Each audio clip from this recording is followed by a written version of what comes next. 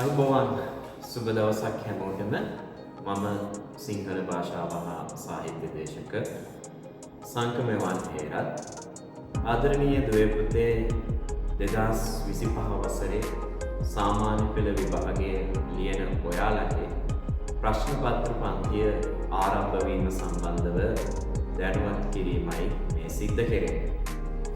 පසුගිය වසරේ අපි සාර්ථක සිංහල භාෂාව හා සාහිත්‍ය ප්‍රශ්න පත්‍ර පන්තියක් ඉවර කරා. ඒ දරුවෝ ඉතාම සතුටින් විභාගෙට උත්තර ලිව්වා. ඒ ප්‍රශ්න පත්‍ර පන්තියෙන් ලද පන්නරය නිසා. ඇයි මං එහෙම කියන්නේ? ඒකට හේතුවක් තියෙනවා. අපි ප්‍රශ්න පත්‍ර පන්තිය පවත්වාගෙන යන්නේ කිසියම් සැලැස්මකට අනුව. ඒ සැලැස්ම තමයි අපි මුලින්ම සාකච්ඡා කරන්නේ 10 වසරේ පළවෙනි වාරයට අදාළ ප්‍රශ්න පත්‍ර. ඊට අනතුරුව දෙවෙනි වාරය. ඊට අනතුරුව තුන්වෙනි වාරය. ඊට පස්සේ තමයි අපි 11 වසරේ ප්‍රශ්න පත්‍ර පටන් ගන්නේ. 11 වසරේ පළවෙනි වාරය, ඊට පස්සේ දෙවෙනි වාරය, ඊට පස්සේ තුන්වෙනි වාරය සහ ඊට අනතුරුව අතිරේකව මම වෙනම ප්‍රශ්න පත්‍ර කිහිපයක් සාකච්ඡා කරනවා. ඉතින් මේ සැලැස්ම තියෙන්නේ මංගාව.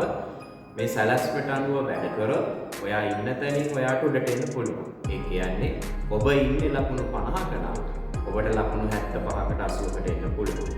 ඔබ ඉන්නේ ලකුණු 60 නම් ඔබ 80කට කිසිදු ගැටලුවකින් තොරව එන්න පුළුවන්. ඔබ ඉන්නේ ලකුණු 25ක නම් කිසි ප්‍රශ්නයක් නෑ, අපිට ලකුණු 50කට 55කට එන්න පුළුවන්.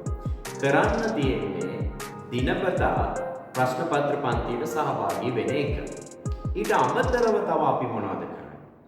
ඊට අමතරව අපි විචාර ප්‍රශ්න, ඒ කියන්නේ 2025 සාමාන්‍ය පෙළ විභාගයේ ඉලක්ක කරගෙන ලියන විචාර ප්‍රශ්න සහ රචනා මේවා සාකච්ඡා කරනවා.